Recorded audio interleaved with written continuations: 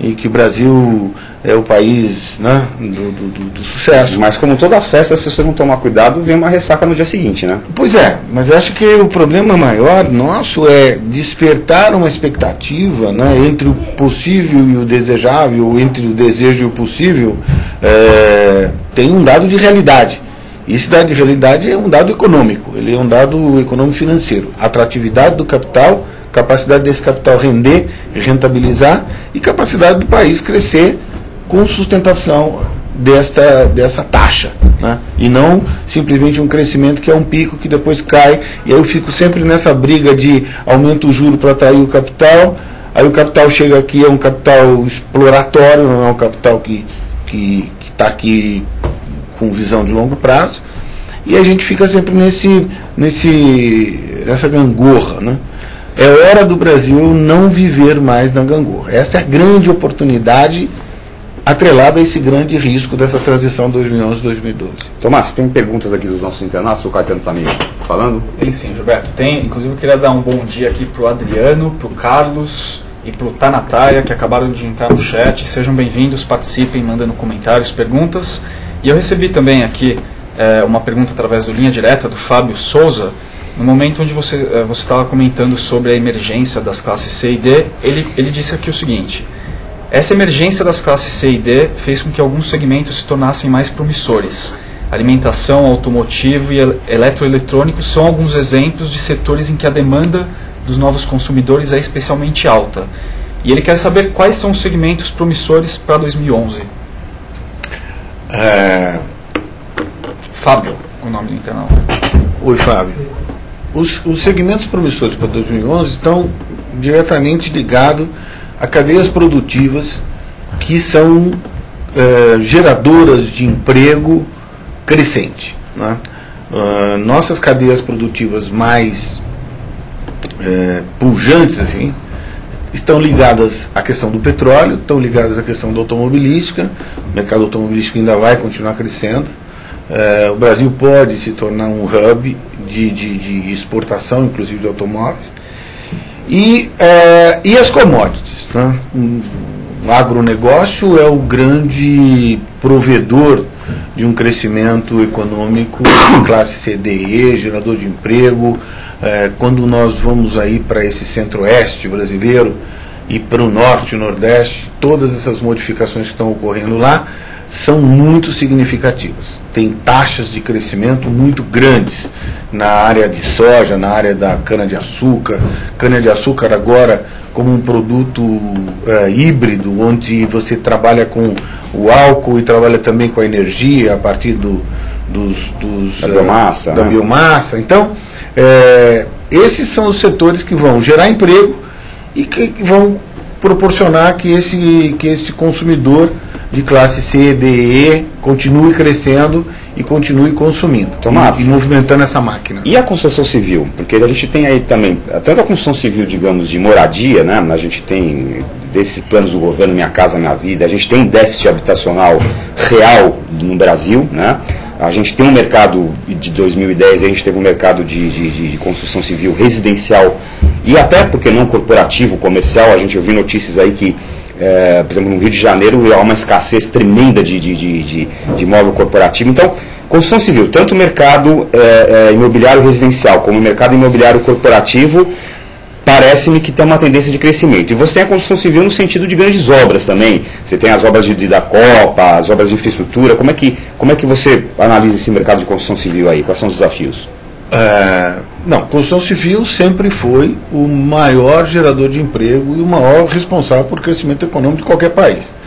O momento nosso, de novo, é um momento maravilhoso. Temos aí obras grandes de infraestrutura, temos uma revisão de 20 anos de atraso na logística brasileira, consequentemente portos, aeroportos, estradas, terminais multimodais serão revistos, armazenagem, ferrovias, novo plano nacional de logística, por exemplo, prevê novas ferrovias saindo pelo porto de Suape, pelo porto de Pecém, no Ceará. Então, o que nós vamos ter na construção civil, de novo, é uma visão sistêmica.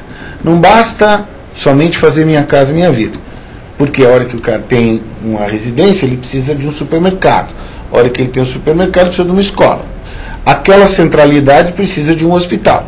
Então você começa a ter desdobramentos da construção civil que são atrelados ao desenvolvimento da qualidade de vida.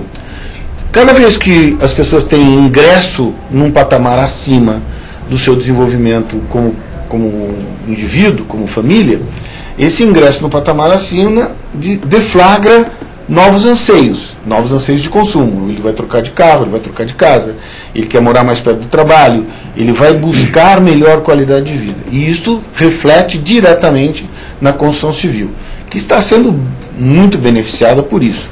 Não somente as obras Minha Casa Minha Vida, mas a escalada sistêmica reflete nos escritórios, que o cara tinha uma salinha pequenininha num sobradinho, ele vai comprar um escritório melhor.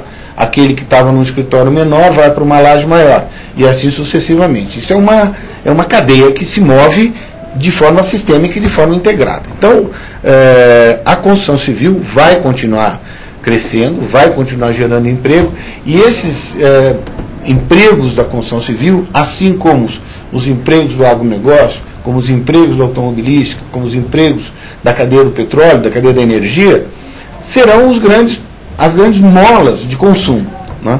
E isto nós estamos vendo no Brasil inteiro. O que é muito bom, né?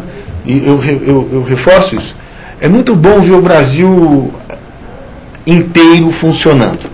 E não embora continue uma concentração no eixo São Paulo-Rio, no eixo da região sudeste, mas é significativo os outros crescimentos que existem no resto do país. E a busca de investidores internacionais que olham para este outro país, né, para esse outro país a ser desenvolvido na área centro-oeste, na área norte e nordeste, cada um com a sua especificidade. Então a construção civil será a grande beneficiada. Ok. Caetano, você tem aí perguntas dos internautas? Eu tenho uma pergunta, aliás, duas perguntas do Lula Sem Cabeça. Ele mandou o seguinte: o trem-bala foi definitivamente cancelado? E depois ele comentou aqui: o anel ferroviário norte de São Paulo, que liberaria os trilhos para o transporte público, será feito pelo PAC ou seria só mais uma promessa? Uma coisa boa, Lula com cabeça, você. Lula, o negócio é o seguinte: as obras do PAC estão aí andando, o dinheiro não foi totalmente usado. Como eu disse, as questões são sistêmicas. Hoje está se pensando em mobilidade urbana. Uma das soluções e uma das reflexões que foi feita para a mobilidade urbana é a não mobilidade.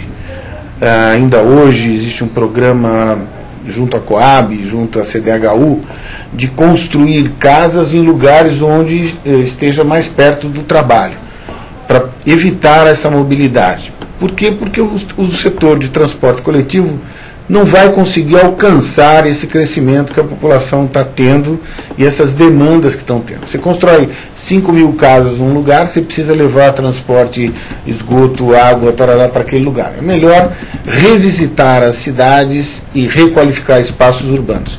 Isso tem trazido um repensar do sistema dos modais, né? Ônibus, corredor de ônibus, VLT, veículo leve sobre trilhos, os BRTs, que são os Bus Rapid Transport, que são os grandes quase que metrô sobre rodas. Então, como eu disse, a mobilidade urbana e o sistema integrado de transporte está sendo pensado e repensado. Todo mundo discutiu muito essa questão do trem-bala, é muito dinheiro para um tipo de atividade, porém ele está dentro de programas estratégicos, talvez políticos, internacionais. Nós não sabemos o que está por trás dessa questão do trem-bala. Sabemos sim que o pensamento da reintegração do sistema ferroviário para o pensamento do Brasil como um todo está sendo muito bem trabalhado e está sendo muito bem pensado. As novas ferrovias, os novos ramais ferroviários saindo no eixo leste-oeste, integrando a Ferronorte com os portos do litoral, Suape, Pecém, em Fortaleza, Vitória. Então, Hoje o Brasil começa a pensar de uma forma leste-oeste com o transporte de commodities. Nós estamos perdendo muita competitividade na logística quando se fala de preços de commodity internacional. Nosso preço é competitivo, mas quando a gente incorpora o custo Brasil dessa logística mal desenhada, nós acabamos perdendo competitividade. Se você traz esse cenário para dentro das cidades, a relação é mais ou menos a mesma. Eu preciso do ferro-anel, sem dúvida eu precisa de dinheiro para investir nisso, e aí nós retornamos àquela conversa anterior que eu estava falando. O dinheiro é um dinheiro que precisa chegar de capital externo, uma vez que nós não temos uma poupança interna. O dinheiro do PAC está sendo utilizado para obras de infraestrutura e construção das atividades da Copa do Mundo e da Olimpíada para deixar um legado positivo. Esta é a grande temática, né? Você está mostrando aí para a gente, na verdade, um cenário de desafio monumental, né? Quer dizer, o Brasil, por tudo que você está apresentando, por tudo que você está falando, em todas essas áreas da economia, de desenvolvimento, o Brasil está em frente a um cenário de desafio monumental. Junte-se a isso uma Copa de 2014 e uma Olimpíada de 2016. Poderíamos dizer que nunca antes na história desse país a gente teve a oportunidade de ou fazer a coisa acontecer, ou então a gente vai ter problemas sérios. Eu acho que a gente está, como eu te disse, né, a oportunidade traz consigo os riscos. E também é uma oportunidade de crescer, de andar 1 ou 2 degraus, né, na escalada do Brasil diante do mundo. O desafio Copa do Mundo e Olimpíada está muito mais ligado à infraestrutura urbana. E aí, pessoal, eu vou pedir para o Tomás aqui, porque o Tomás fez estudos lá na Urban Systems para a preparação da Copa do Mundo. Acho que alguma coisa também de Olimpíadas também vocês fizeram, né? E nós vamos falar um pouquinho daqui a pouquinho do projeto Cidades também, que aí você também vai explicar melhor. Você quer deixar para falar sobre esse assunto no projeto Cidades, ou você quer já falar um pouquinho agora sobre... A gente pode falar agora um pouquinho, depois volta para a cidade, mas é só essa construção do legado. A mídia e toda a divulgação da Copa do Mundo, ela tá muito focada na questão dos estádios, está muito focada na questão do jogo em si, né? E o que está por trás do jogo são os desenvolvimentos que as cidades terão e as oportunidades de crescimento que as cidades terão. Inclusive o Rio de Janeiro, São Paulo, Belo Horizonte, Porto Alegre. O chute inicial já foi dado. Os estádios estão sendo demolidos, as obras estão começando a ser construídas, e agora nós temos que preocupar com hotelaria, com aeroporto, com porto, com tudo. E esta é aí que a Copa do Mundo vai pegar, né? E como bom costume brasileiro, a gente sempre deixa para a última hora. Acho que foi atrasamos muito por conta das eleições, por conta da questão do momento político. A gente atrasou muito essa partida para as outras coisas que não estádios, né? Mas é a oportunidade única que eu acho que o Brasil terá.